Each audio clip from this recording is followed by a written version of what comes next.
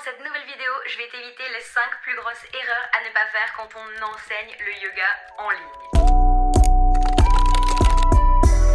Bienvenue sur cette chaîne, moi c'est Eva, j'enseigne le yoga depuis plus de 7 ans maintenant, donc j'ai donné énormément de cours en présentiel. Et depuis quelques années, j'enseigne aussi le yoga en ligne et je vois vraiment 5 grosses erreurs que les profs font. Vraiment des red flags à ne pas faire, et si je peux t'éviter de faire ça aujourd'hui, écoute bien la vidéo. Numéro 1, négliger la qualité du son et de la vidéo. Clairement, tes élèves ils vont être déçus s'ils achètent avec toi un programme, s'ils font un cours et qu'on entend des grésillements, qu'on ne voit pas clairement tes mouvements.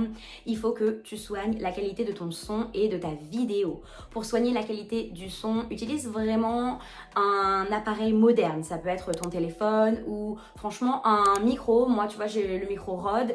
En entrée de gamme, il est bien. Alors oui, c'est un petit investissement, mais franchement, tu verras, c'est un game changer pour tes vidéos.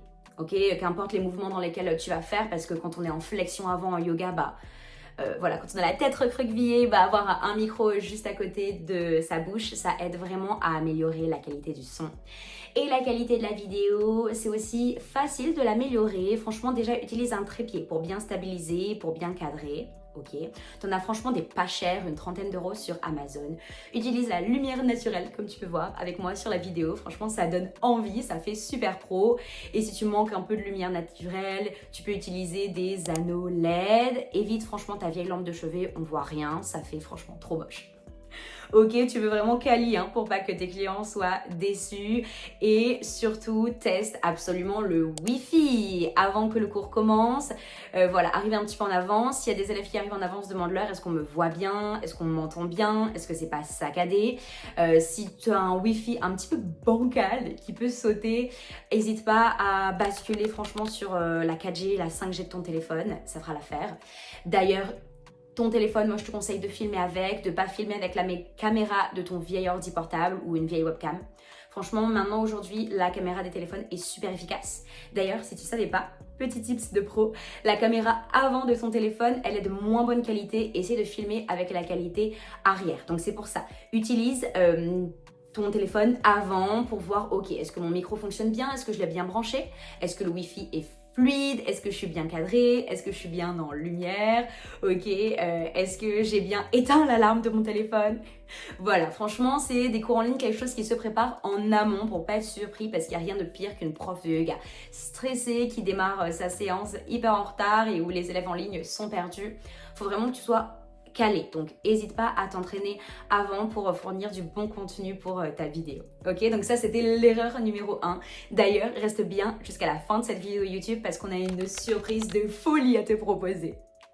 Erreur numéro 2, c'est choisir un format qui ne te correspond pas. Il faut savoir qu'il y a une vraie différence entre proposer à ses clients un live ponctuel, créer un membership, un abonnement mensuel, et créer un programme, un pack de cours en ligne, ok? En fonction du temps que tu as accordé à tes cours en ligne, en fonction aussi de la rémunération que tu veux que ça t'apporte mensuellement, annuellement, il y a vraiment une vraie différence entre les trois. Et c'est quelque chose qui se réfléchit en amont, c'est pas quelque chose qui se teste comme ça vite fait, parce que tu peux vite te retrouver dans quelque chose qui t'épuise, dans quelque chose qui te rapporte pas assez, et tu peux vite te sentir dépassé par tout ça. Bref, je pense que tu peux le comprendre, c'est du vécu pour ma part, j'ai testé les trois, et donc je vais t'éclaircir un petit peu parmi les trois, tu vas vite comprendre la différence. Déjà, un live ponctuel, c'est quelque chose de assez facile à mettre en place. Tu peux mettre un petit texto à tes élèves, mettre un petit mail, voilà, une petite story pour proposer, voilà, allez, on fait un cours sur l'équinoxe de printemps, ok, parce que c'est les vacances, et c'est quelque chose d'assez facile à mettre en place. Mais par contre, du coup, c'est pas cher pour tes clients, ça c'est cool pour eux, mais pour toi, pour que vraiment ton cours soit rentable, faut vachement que tu vendes de tickets de cours à l'unité, ok? Mais voilà, c'est assez easy à mettre en place, tout ça. Deuxième manière de donner des cours en ligne, c'est de créer un membership, c'est-à-dire un abonnement mensuel pour tes clients. Là aussi, pour eux, ça va être un petit prix, c'est-à-dire qu'avant d'investir beaucoup d'argent dans tes cours, s'ils te connaissent que via les réseaux sociaux, ça peut être voilà, un bon moyen pour toi. Par contre, là aussi, tu l'as compris, avant d'être vraiment rentable avec ton membership, avec ton abonnement en ligne, ligne, il va falloir que tu vendes beaucoup d'abonnements. Alors il y a un petit côté cool parce que du coup si les gens sont abonnés, s'ils sont engagés sur plusieurs mois, tu peux faire une offre 6 mois, 1 an avec ton membership et tu peux avoir un certain revenu récurrent. Par contre, si tu fais des choses sans engagement, et c'est aussi normal pour tes clients, il va y avoir un turnover d'élèves. Promis, t'as beau être la meilleure prof de yoga en ligne, les élèves se lassent, les élèves passent à autre chose. Donc pour générer avec un membership en ligne, il faut vachement que tu te renouvelles, il faut vachement que tu trouves des idées pour enrichir tout ça. Et ça peut être vite épuisant, honnêtement, c'est du vécu. Troisième méthode pour enseigner des cours en ligne, ça va être de proposer un gros programme, un gros pack de cours. Alors là, le prix peut être assez conséquent, surtout si tu résous une vraie problématique pour tes élèves. Du coup, tu n'auras pas à énormément vendre de programmes en ligne pour bien gagner ta vie. Par contre, vu que le prix est plus élevé, là, il faut que tu aies une vraie stratégie. Tu ne peux pas sortir un programme comme ça de ton chapeau sans avoir acquis la confiance de tes élèves, de tes clients en ligne. En face de toi, il faut vraiment que tu mettes en place des choses concrètes au niveau communication, au niveau marketing et même quel problème est-ce que tu vas résoudre. Bref, tout ça, ça se pense en amont. Bon, vous avez compris, entre les trois, un live ponctuel, un abonnement membership en ligne et un gros programme, un pack de cours. Il y a vraiment une solution qui est beaucoup plus rentable et beaucoup moins fatigante par rapport aux deux autres, mais on va passer aux prochaines erreurs à ne pas faire en ligne, ok? Si ça vous intéresse de savoir qu'est-ce qui est le plus rentable, le plus stratégique pour vous, on en parle vraiment de A à Z, on vous guide pas à pas pour savoir ce qui vous correspond le mieux dans l'académie de Yogis on Road Trip. Vraiment, si tu es une prof de yoga depuis un moment ou si tu es une bébé prof qui vient de passer son teacher training, je te recommande vivement pour avoir une stratégie pour pérenniser ton business, savoir quoi mettre en place entre tes cours en présentiel, tes cours en ligne, bref, un game changer dans ton business, mais surtout un gain de temps et d'argent. Ok, on va passer à l'erreur numéro 3 qui va être de ne pas proposer de replay quand tu fais tes cours en ligne. Alors ça, franchement, ne passe pas à côté s'il te plaît. Franchement, c'est super dommage, tu proposes un cours en ligne. Alors fais la différence par rapport à tout ce que tu proposes en présentiel. Si tu manques l'atelier, la date pour venir à tel événement, tant pis pour toi. Alors qu'avec un cours en ligne, les élèves peuvent être super intéressés mais pas dispo à cette date-là, ou ils peuvent se dire « Ah, mais franchement, je suis pas sûre de me rendre disponible ou de réussir à faire garder mes enfants et d'avoir 45 minutes, 1h30 pour faire l'atelier en ligne pour moi-même. » Tu enlèves ce frein-là avec le fait de proposer un replay à tes clients. Pour eux, c'est de l'or. C'était en ligne, profites-en pour leur proposer. Par contre, tombe pas dans l'extrême en leur disant qu'une fois qu'ils ont acheté le cours, ils ont le replay ad vitam aeternam. Tes cours, franchement, c'est de l'or. Ce replay, tu le proposes pendant une période donnée. Tu peux leur dire, voilà, vous avez une semaine pour faire le replay. Voilà, c'est vraiment quelque chose sur lequel tu dois mettre des choses en place. Attention aussi à ce que les personnes ne puissent pas partager le replay avec des personnes qui ne l'auraient pas acheté. Moi, c'est du vécu. Au début de mon enseignement, je n'avais pas de plateforme en ligne sur laquelle je partageais mes replays. Aujourd'hui, je le fais via Zoom ou via System.io où je laisse pendant une semaine et après, je retire le replay. À l'époque, je mettais sur Google Drive et vous savez, il y a des partages en fait que vous pouvez faire sur Google Drive, de le dire ok, tel client il a payé avec telle adresse email, donc je lui laisse l'accès. Et je vois quoi des clients qui s'étaient partagés entre potes le replay. Et donc là, j'ai reçu, il y a Gwendoline du 85 qui veut avoir accès à ton replay. Je reçois ça comme notification, mais c'était pas du tout une cliente à moi. Donc bref, voilà, faut vraiment sécuriser tout ça. Faut pas laisser ton replay. Franchement, c'est tes cours, c'est ta propriété intellectuelle, c'est ton énergie, ok, toi aussi t'as investi ton enseignement, t'as investi beaucoup d'argent au milieu de tout ça. Même chose si t'as suivi mes conseils du début de la vidéo et que t'as investi dans un micro, dans un trépied, que t'as fait un super beau décor derrière, tu veux pas que ça tombe dans les mains de n'importe qui, franchement, fais attention à tout. Quatrième erreur, c'est donner un cours en ligne exactement comme tu donnes un cours en présentiel. Non, José, là, c'est pas possible. Il y a vraiment une différence quand t'es derrière ton écran et quand t'es en présentiel avec les gens. Déjà, ils ont besoin de beaucoup plus d'interaction pour sentir ton énergie. Arrive un petit peu avant la séance, pose-leur des questions. Tu leur dis, comment vous vous sentez aujourd'hui? Est-ce que vous êtes blessé? Pour savoir quels tips est-ce que je dois vous donner pendant ma séance. Voilà. À la fin de la séance, garde cette même interaction avec eux. Demande-leur si ça leur a plu, si tout était ok pour eux, voilà. Encourage-leur à faire des stories ou à te faire des retours. Même s'ils regardent le replay, tu peux dire ça à travers la caméra. Coucou pour la team qui regarde la vidéo en replay, n'hésitez pas à me glisser des commentaires sur qu'est-ce que vous avez pensé de ce cours. Ok, moi c'est des tips que j'ai fait avec mes élèves qui marchent super bien et donc que je vous recommande. Donc profitez-en.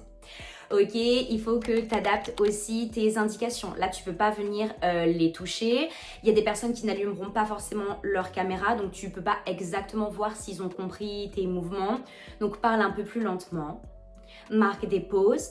Ok, et évite de dire des choses comme ok, regardez, là on va faire ceci, on va faire cela. Franchement, il faut que tu donnes beaucoup plus d'indications. Il faut que tu ajustes à la voix, que ton wording il soit vraiment précis. Donc n'hésite pas à t'entraîner avant de faire ton cours. Si tu as une posture qui sort de la zone de confort de ce que tu enseignes actuellement, essaie de t'entraîner avant pour te dire ok, imagine quelqu'un qui ne me voit pas du tout, parce que des fois on a la tête en bas, on voit pas forcément la prof, on n'a pas envie de se casser la nuque dans son cours de yoga pour regarder qu'est-ce que la prof elle nous fait comme variation. Donc il faut que tu sois hyper clair dans ce que t'expliques, ok? Garde en tête que tu sais pas ce qui se passe chez les gens, s'il faut ils ont que 1 mètre carré autour d'eux, s'il faut il y en a certains qui pratiquent sans tapis. Donc n'hésite pas à leur dire ok, aujourd'hui on a besoin d'un petit peu de place sur le côté parce qu'on va faire certaines variations. Utilisez des briques, si vous n'avez pas, vous pouvez prendre un coussin. Si tu veux faire des inversions, ok, bah faites gaffe, aujourd'hui je peux pas vous ajuster pour les inversions, donc utilisez un mur ou un canapé derrière vous ou sur votre lit, voilà. Essaye vraiment de faire sentir aux gens qu'il y a quand même une certaine sécurité à pratiquer en ligne et que toi tu les accompagnes autour de tout ça, même si c'est à travers un écran. Donc fais bien attention à ne pas donner un cours de yoga en ligne comme tu enseignerais un cours de yoga en présentiel. D'ailleurs, si tu veux développer ton activité de prof de yoga et pérenniser ton enseignement, ok, que tous tes cours portent enfin leurs fruits, il y a une masterclass qui t'est offerte à la fin de cette vidéo. Donc tu peux cliquer dans la description pour avoir encore plus de conseils enrichissants pour pérenniser ton activité de prof de yoga. Franchement, c'est super important si tu veux tenir comme ça encore des années. En plus, il y a un audit offert pour savoir où t'en es dans ton business. Les places, elles sont limitées, donc n'hésite pas, clique dans le lien dans la description, ok? Et 5e et dernière erreur à ne pas faire, c'est ne pas gérer son débit de parole. Quand on enseigne en ligne, les premières fois, on peut être un petit peu stressé de parler devant la caméra et du coup, on peut avoir un débit de parole très élevé. Ok, ou bah voilà, peut-être que vu qu'on peut pas vraiment montrer toutes les postures comme on les montrerait dans un cours en présentiel, moi ce que j'adore faire dans un cours en présentiel c'est marcher tout autour du tapis des élèves pour si on change de position, si on est plutôt sur le côté, moi je vais me mettre sur le côté, s'ils sont derrière, si on fait un mandala flow, c'est-à-dire si on tourne autour du tapis, je vais bouger. Là en ligne vous pourrez pas, donc parfois pour combler un peu les explications, on donne, on parle, etc. Et les élèves, rappelez-vous que c'est un cours de yoga, ils sont là pour se détendre. Donc essayez de gérer vraiment votre débit de parole, de ne pas essayer d'en faire trop. Alors comme j'ai dit dans l'erreur précédente, il faut faire gaffe parce que faut donner plus d'indications, il faut donner plus de conseils parce qu'on ajuste les élèves qu'à la voix, là pour le coup, et pas au toucher et pas à la démonstration visuelle. Mais il ne faut pas non plus se perdre dans un monologue sans fin, ok? Ou il y a carrément l'autre extrême dans lequel il faudrait ne pas tomber, c'est dire ok, mettez la jambe droite vers le ciel, le pied entre les deux mains, guerrier 2, skandasana, sans vraiment dire aux élèves, on peut se sentir un petit peu timide, de ne pas savoir trop comment trop parler à la caméra. Il y a tout type d'élèves en ligne. Vos élèves réguliers peut-être, mais il y a peut-être des nouveaux élèves, Skandasana, Tadasana, Mula Bandha, mais c'est quoi tous ces noms en A, je me perds. Ok, il faut quand même arriver à enrichir un vocabulaire, comme j'ai dit dans l'erreur précédente. Attention à ne pas enseigner un cours de yoga en ligne comme tu enseignes un cours de yoga en présentiel. En présentiel, les élèves peuvent se copier les uns les autres s'ils sont un peu perdus. Là, c'est pas le cas. Tu veux pas tout le temps qu'ils tournent la tête vers leur écran et qu'ils se cassent la nuque. Ok, donc gère bien ton débit de parole. N'hésite pas à faire des pauses, hein. Même si c'est en ligne et même s'il n'y a pas de musique. N'hésite pas à laisser la place à des silences, à leur laisser le temps d'écouter leur propre respiration et tu vas voir l'ambiance de ton cours, elle va vraiment changer si tu gardes tout ça en tête. Bref, voilà les 5 erreurs à ne pas reproduire quand on enseigne des cours de yoga en ligne. Donc si cette vidéo, je vous partageais aujourd'hui gratuitement mes tips, vous a plu, n'hésitez pas à liker, n'hésitez pas à me mettre des commentaires si vous avez la moindre question, on y répond avec plaisir et à vous abonner à la communauté. D'ailleurs, j'ai fait d'autres vidéos sur la chaîne et même les autres profs ont des choses vraiment game changer à vous transmettre pour votre enseignement, pour pérenniser votre business. Donc profitez-en, hein. Là, il faut avoir vraiment toutes les clés en main pour que vous soyez serein avec votre activité de prof de yoga. Namasté, à très vite sur cette chaîne.